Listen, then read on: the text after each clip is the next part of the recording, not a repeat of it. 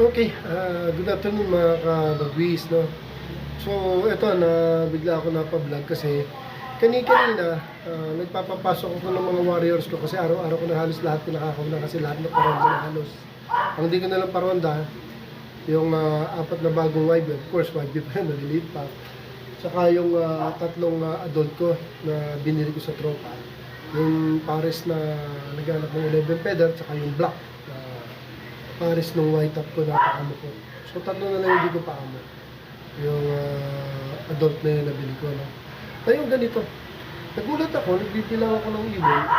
Biglang may isa pang dumapo dito.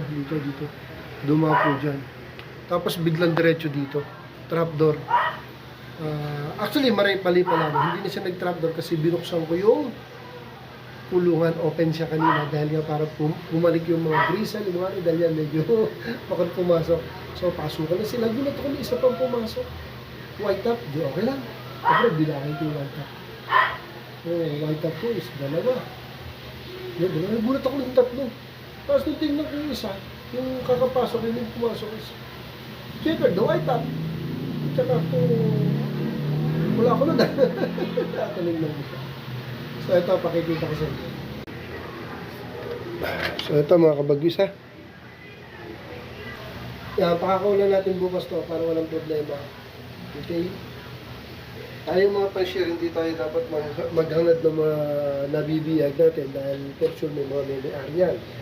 Kaya sa dami ko ng ibon, hindi ko na kailangan magbihag. Pakakawalan natin yan bukas para bumalik sa kanyang may-ari. Sarap ko na muna ito mga kabagwis ha. Ayan. Okay. So, ayun. Tomorrow na lang kasi pinakain ko na yan. Pagpahingayin natin. Hindi ko kasi alam kung galing sa malayo o mga taga rito lang may-ari yan. Kaya pagpahingayin ko, tomorrow yan, bigyan ko ng victory pills ng maga, tapos paliliparin ko na. Para makabalik sa nila. Lalagyan natin ng sila. Okay? Tomorrow, abangan niyo yan. Magpapakawala tayo ng ating nabiha. So, gano'n mga kabagwisan, huwag tayong magdanag pag hindi atin. Kasi ibon lang yan. Mandali naman magparami, diba? Dali naman malaki yung talagang atin yung pagpapaamo natin. Ito may mga minaan.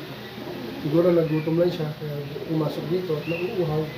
Pinakain ko ng todo. So, yun na lang. Tomorrow na lang mga kabagwis.